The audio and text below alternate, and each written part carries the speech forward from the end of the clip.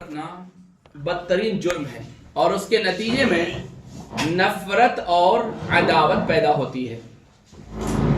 اور یہ جو بدگمانی ہے یہ دل کا گناہ ہے. بدگمانی دل کا گناہ ہے اور یہ زبان سے بولے جانے والے جھوٹ سے کم درجے کا گناہ نہیں ہے. یہ ایک بیماری ہے, ایک مرض ہے. جس بدنصیب میں یہ پیدا ہو جاتا ہے پھر وہ ہر آدمی کے بارے میں جھوٹے وہم, بدنیتی اور برے وسوسے کا شکار ہو جاتا ہے.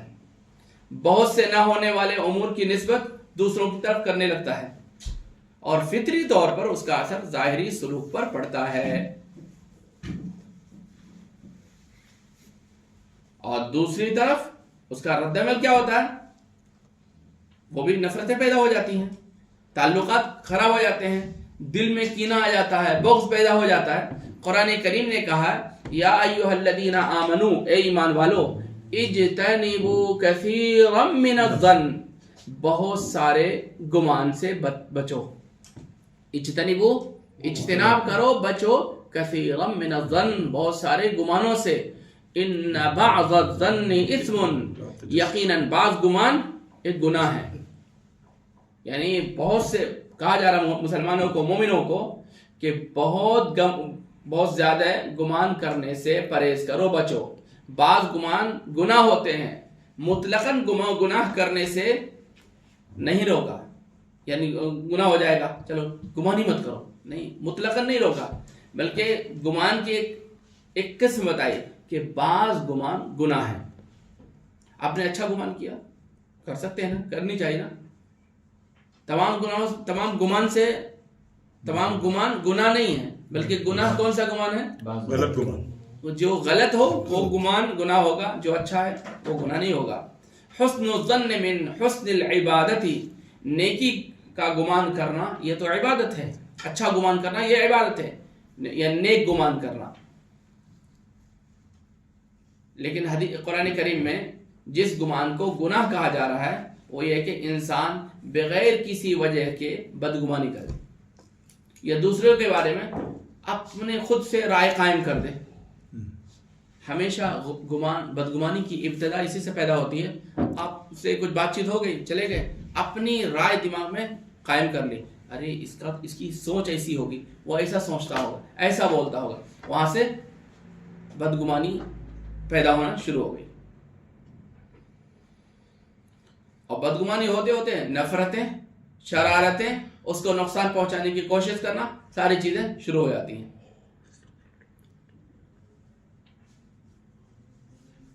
بدگمانی کی وجہ سے انسان کسی دوسرے کے بارے میں یہ فیصلہ کر لیتا ہے کہ وہ ایسا ہے, پھر چونکہ حقیقت میں وہ آدمی ویسا نہیں ہوتا, اس لیے فیصلہ جھوٹ ہو جاتا ہے. اور بدگمانی کو جھوٹی بات اس لیے کہا گیا ہے کہ بدگمانی پر گناہ اس کی زبان سے ذکر کے بعد ہوتا ہے, اور یہ باتیں شیطان کی طرف سے انسان کی نفس میں ڈالی جاتی ہیں. اسلام کی بنیادی تعلیم ہے کہ انسان اپنے دل کو دوسروں سے متعلق, دوسروں کے بارے میں بدگمانیوں سے صاف رکھنا چاہیے. جب بھی کچھ برا گمان دل میں پیدا ہو جائے تو اس کو کوشش کرنی چاہیے کہ اللہ سے توبہ کرے, اس کے بارے میں اچھائی سوچنے لگے, کیونکہ اچھا گمان آدمی کے درمیان میں محبت پیدا کرتا ہے اور بدگمانی آدمی کے درمیان میں نفرت پیدا کرتا ہے. نیک گمان, اچھا گمان کرنا اخوت کا سبب ہے, ایمان کی تازگی کا سبب ہے, ایمان کو بڑھانے کا سبب ہے, محبتیں پیدا ہوتی ہیں. اور اللہ کے نبی علیہ الصلوۃ والسلام کا مقصد اصلی کیا تھا؟ آپس میں جوڑ پیدا کرنا, محبتیں پیدا کرنا. اگر بدگمانی رہے گی تو محبت پیدا ہو سکتی ہے؟ ہرگز پیدا نہیں ہوگی. صرف سامنے اچھی باتیں ہو جائیں گی لیکن نفرت رہیں گی.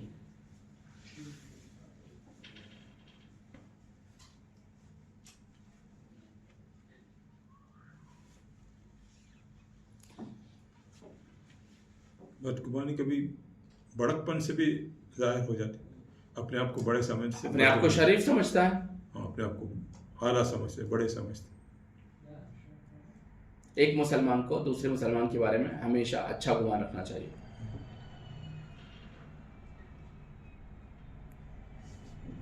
اگر وہ اچھا گمان رکھتا ہے تو اس کو نیکی بھی ملے گی اور معاشرے میں اس کی عزت بھی بڑھے گی. اگر کوئی اس کا الٹا کرے گا تو پھر وہ نفرت کو پھیلانے والا بنے گا اور اس کا شکار دوسرے لوگ، اس کے گھر کے لوگ ہو جائیں گے. ایک کی بدگمانی کی وجہ سے اس کا بھائی، اس کا بیٹا، اس کی بیوی، اس کے گھر والے سارے شمار ہو جائیں گے. اس لیے جب بھی گھر میں بدگمانی پیدا ہو جائے تو فوراً جو ذمہ دار ہوتے ہیں ان کو چاہیے ان کے سامنے تذکرہ ہو جائے تو فوراً کہ نہیں، میں دیکھا ہوں نیکی کرتے ہوئے، میں دیکھا ہوں اچھی بات کرتے ہوئے، کیسے تمہارے دماغ میں یہ بات پیدا ہوگی؟ استغفر اللہ، لا حول پڑھو، یہ ان چیزوں کو دماغ میں مت لاؤ.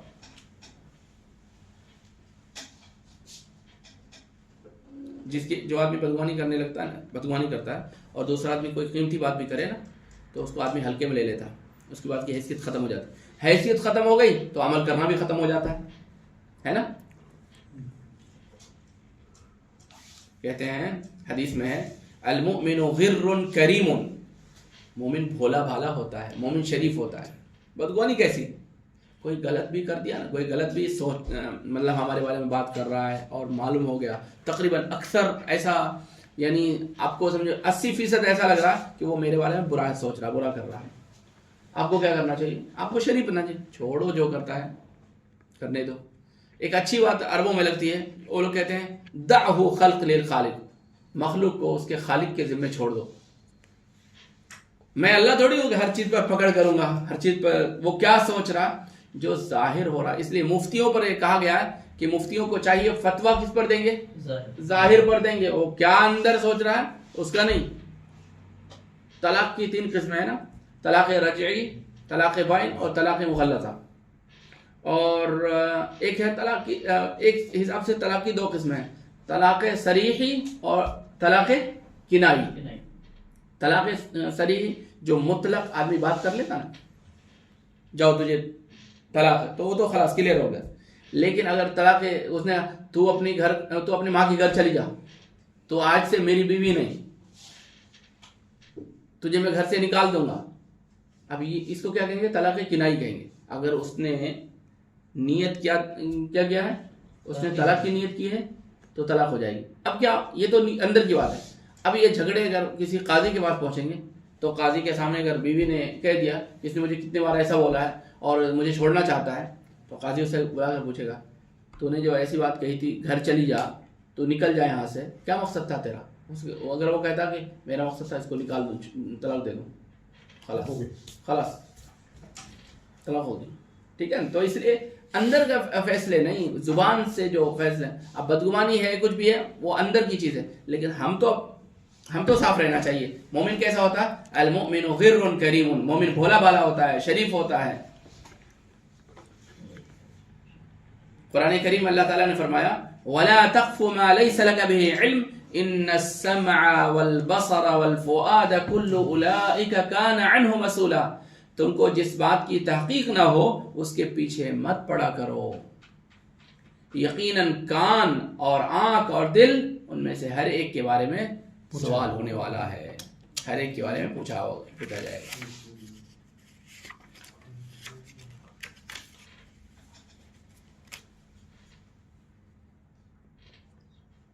اس لیے ہمیں اپنی زبان کی حفاظت کرنی ہے، کان کی حفاظت کرنی ہے، اپنی زبان کو سنبھالنا ہے اور اپنی سوچ کو بھی سنبھالنا. یہ جو بدگمانی ہے یہ سوچ سے. ان اللہ حرم من المسلم دمه وعرضه وان يظن به ظن السوء. اللہ تعالیٰ نے حرام قرار دیا ہے مسلمانوں کی جان، مسلمانوں کی عزت کو نقصان پہنچانا اور اس کے بارے میں بدگمانی رکھنا. اس کے بارے میں اکثر بدگمانی سے ایسے زہریلی چیزیں پیدا ہو جاتی ہیں، اور معلوم بدگمانی سے آدمی الٹا سیدھا کام کرنے لگتا ہے. اور جس کے بارے میں بدگمانی کیا ہے اس کے دل میں اگر اس کی اچھی سوچ ہے نا تو تھوڑے دن کے بعد بری سوچ ہو جاتی. اور جس کے بارے میں اس نے بدگمانی کیا ہے وہ کیا اس کے بارے میں اچھا ہی سوچ کر رکھا ہے، اس کی یہ مدد کروں گا، اس کا یہ سپورٹ کروں گا، پوری چیزوں سے وہ ہاتھ دھو لیتا، بولتا نہیں بالکل نہیں کر رہا.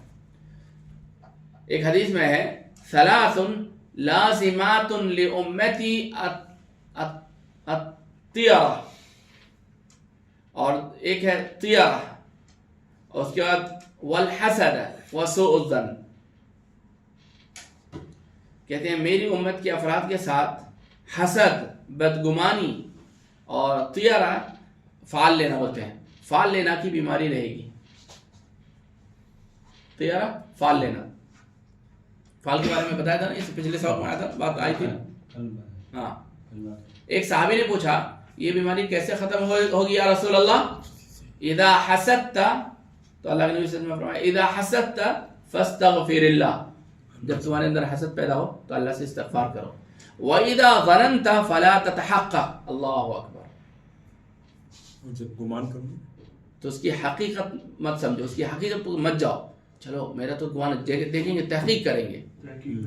فَلَا تَتَحَقَّقْ وَإِذَا طَيَّرْتَ فَامْضِ، اور جب بدفعلی لیتے ہو تو اس پر عمل مت کرو، کر گزرو، نکلو. کتنی بڑی بات ہے. کیا کیا اس کا علاج کیا ہے؟ حسد پیدا ہو جائے تو استغفار کرنا، اور بدگمانی ہو جائے تو تحقیق نہ کریں، چھوڑ دیں. اب ایک عورت ہے، ایک بیوی ہے، شوہر باہر ہے، بیوی پر شک کر رہا ہے، ارے بیوی کسی سے بات کر رہی ہے، یا بیوی نے کسی کو میسج کیا، کیا کیا. اب وہ پتہ نہیں بیوی کا نیت کوئی چیز خریدنے کی ہے، بیچنے کی ہے، کوئی ایسا معاملہ ہے. اب وہ پیچھے پڑ گیا، اس کی ایسی تحقیق کے پیچھے پڑا، پیچھے پڑتے پڑتے چھوٹی سی کوئی غلطی مل گئی، اس پر طلاق ہو گیا، گھر برباد ہو گیا. کیا ہوا؟ اس کا سبب کیا ہوا؟ بدگمانی ہوئی نا. ہمارے نبی نے علاج بتایا کہ چیک مت کرو. جب کسی شک ہو جائے نا، شک ہونے کے بعد کہتے ہیں شک ہے، شک پہ عمل نہیں کرو، اب تحقیق کرو. نہیں، جہاں پر شک پیدا ہوا فوراً شک سے لا حول پڑھ کے دور ہٹ جاؤ، چھوڑ دو. جو تحقیق کے بھی جو پیچھے پڑ جاتے ہیں نا، ان لوگوں کے گھر بہت برباد ہوتے ہیں. اس لیے خاص طور پہ جو لوگ میاں بیوی والے لوگ ہیں نا، وہ اپنی بیویوں کے معاملے میں پیچھے تحقیق، کوئی موبائل چیک کرنا ہے، موبائل دیکھنا ہے، کیا کر رہے ہیں ان کے بارے میں معلوم کرنا ہے.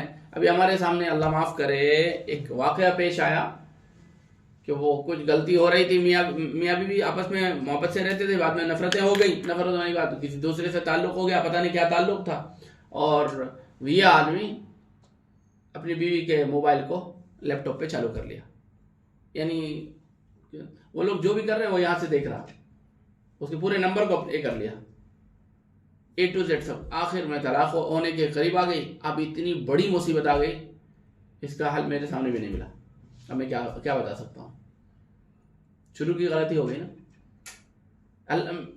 ہمارے بس میں جتنا ہے اتنا کرنا چاہیے. یہ معاملہ صرف میاں بیوی کے بارے میں بول رہا ہوں، لیکن اپنے دوستوں کے بارے میں بھی ہے، اپنے تعلقات والوں کے بارے میں بھی ہے. کہ ہم کسی کے پیچھے تیرے بارے میں ایسا بولا، کوئی بات نہیں، وہ تو پیچھے والا تھا، تم سامنے کیوں بول رہے ہو یار.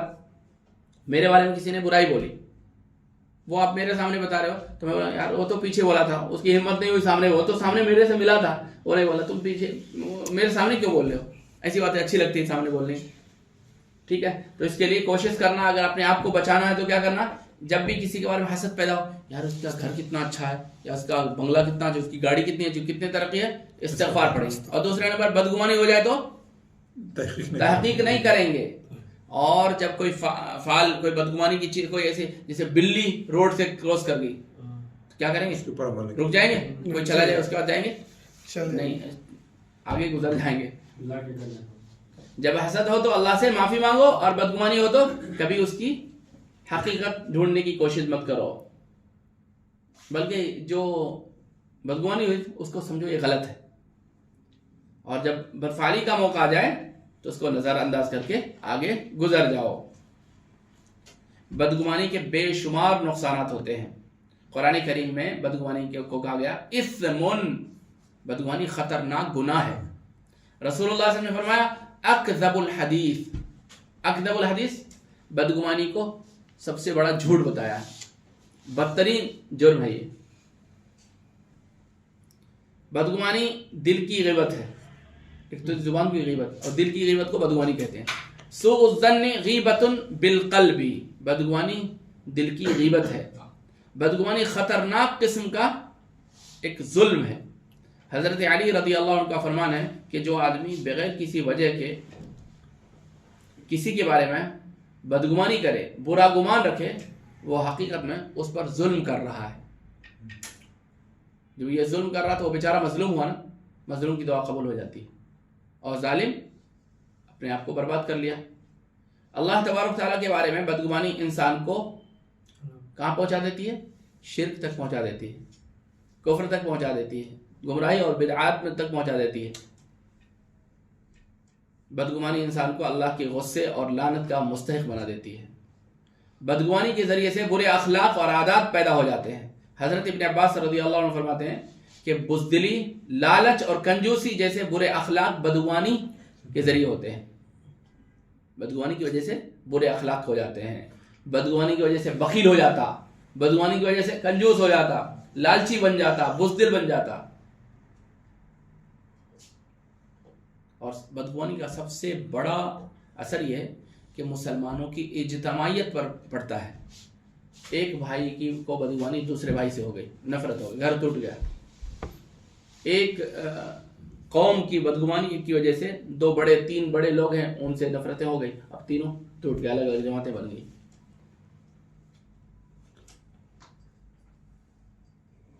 بدگمانی کی وجہ سے محبتیں ختم ہو گئی، بغض اور حسد اور نفرتیں پیدا ہو گئی۔ کہتے ہیں التباغض والتحاسد اصلهما سوء الظن۔ بغض اور حسد کی اصل بنیاد کیا ہے؟ بدگمانی ہے۔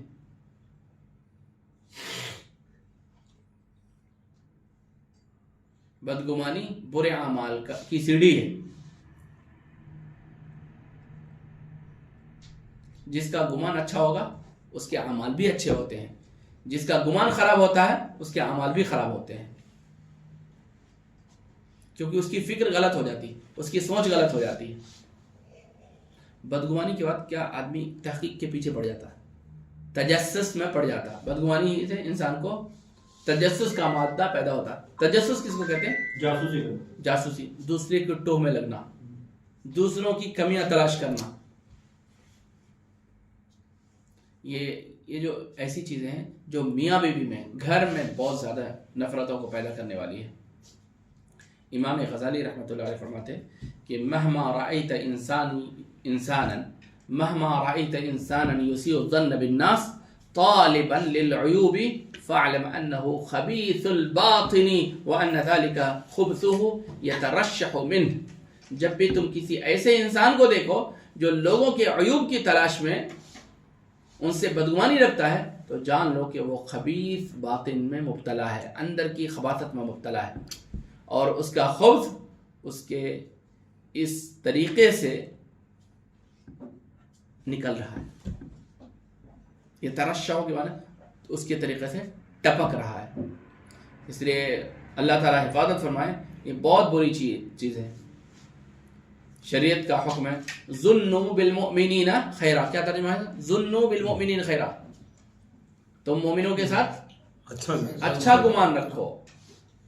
سعید بن مسیب رحمۃ اللہ علیہ فرماتے ہیں کہ ایک صحابی نے مجھے لکھا ضع امر اخیک علی احسنہ ما لم یأتیک ما یغلبک۔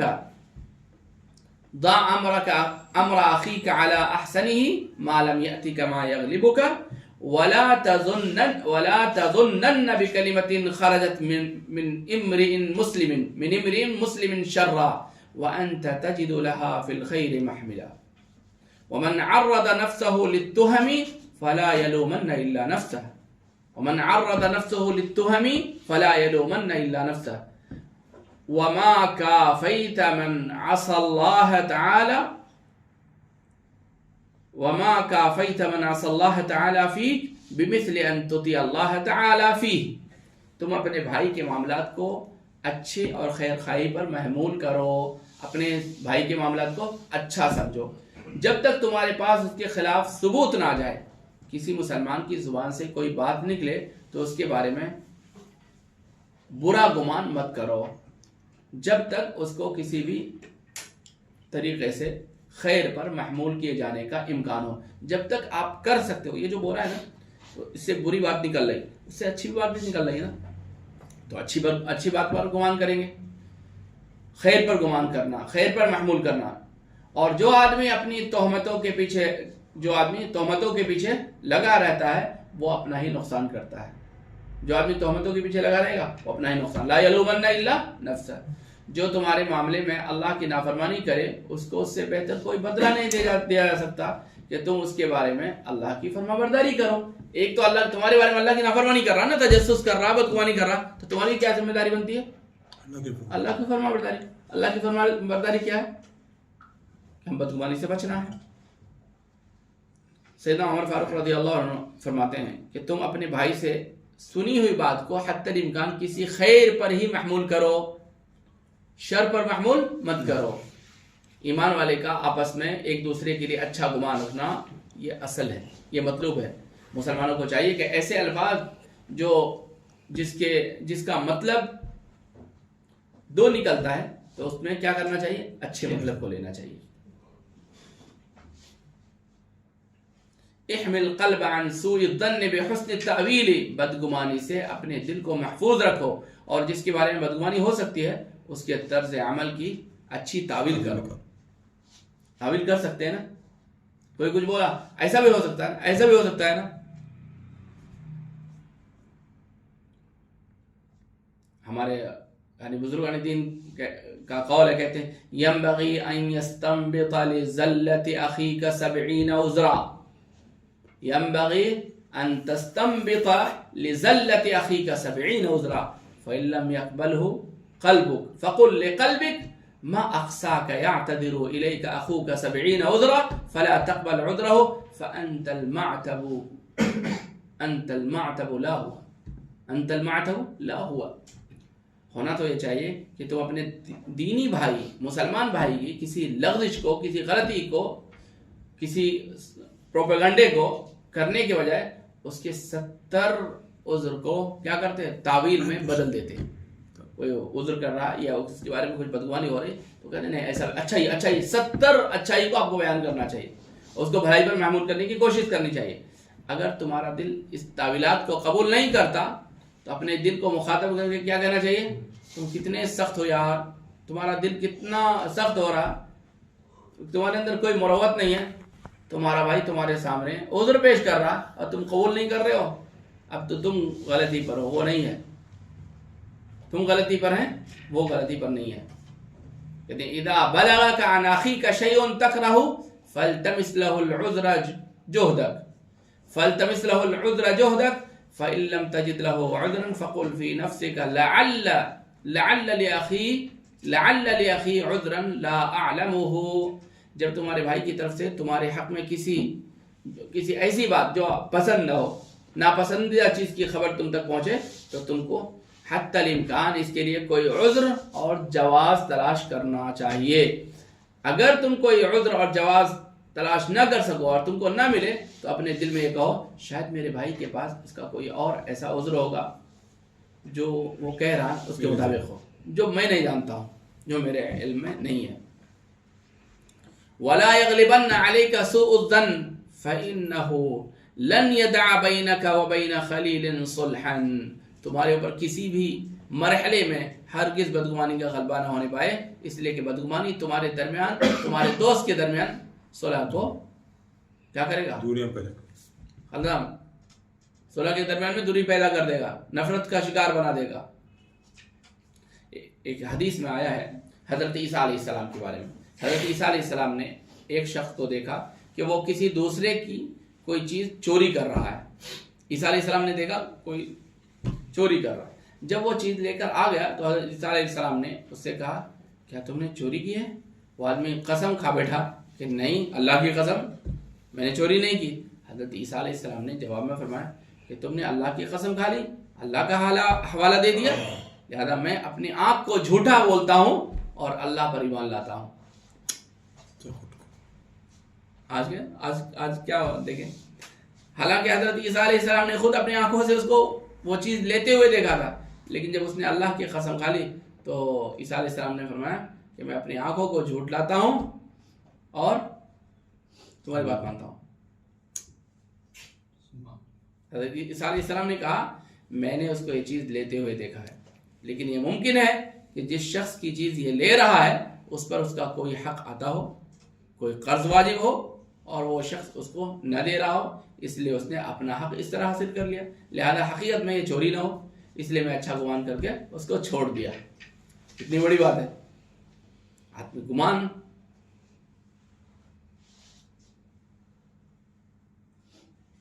अगर किसी के बारे में किसी काम को सही उसूल के मुताबिक अंजाम देने का एहतिमाल हो और बेउसूली की कोई वाज़ेह अलामत ना हो तो उसके बारे में तो ज़रूरी तौर पर यह अच्छा ही गुमान रखना चाहिए, बदगुमानी से बचना चाहिए।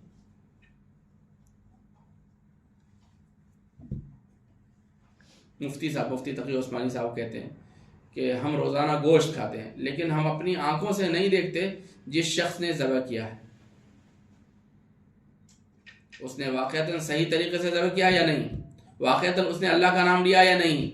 और जो लोग वहाँ देख कर आते हैं वो इस तरह की बातें करते हैं, ऐसी बातें करते हैं कि वहाँ जाकर देखो जहाँ ये जानवर ज़बह किए जाते हैं, और वो गाली गलौज कर रहे हैं, आपस में बातें करते रहते हैं।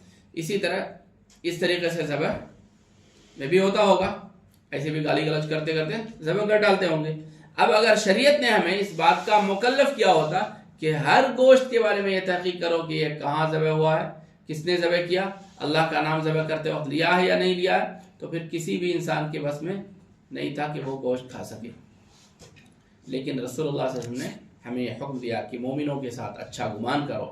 जब ये मालूम है ज़बह करने वाला मुसलमान है, मोमिन है, तो उसने अल्लाह का नाम लिया होगा। लेकिन ये मुसलमान की बात चल रही है, हाँ जी मुजफ्फर, मुसलमान की बात चल रही है, ये टोपी पहन के रहने वाले की नहीं। सिर्फ वो एक वक्त नमाज नहीं पढ़ते और इस्तिंजा भी नहीं करते, वो टोपी इसलिए पहनते हैं ताकि मुर्गी ज़बह करने के लिए चांस है, उसकी बात नहीं है। बहरहाल मकसद क्या है कि कुरान का मकसद है इन्न बाज़ इस्मुन, कि यकीनन बाज़ गुनाह है, बदगुमानी के ज़रिए से घर बर्बाद होते हैं। मेरे साथ मतलब एक जगह जाते थे वो शवरमा खाने के लिए, बहुत पहली बार, तो वहाँ से किसी ने मिल के बोला आप ये कहाँ से आते हैं, आपको मालूम है? नहीं मालूम। वो अलेन से आता है। अच्छा क्या होता है? वो तो वहाँ पूरे हिंदू लोग रखे हैं और छुरी के ऊपर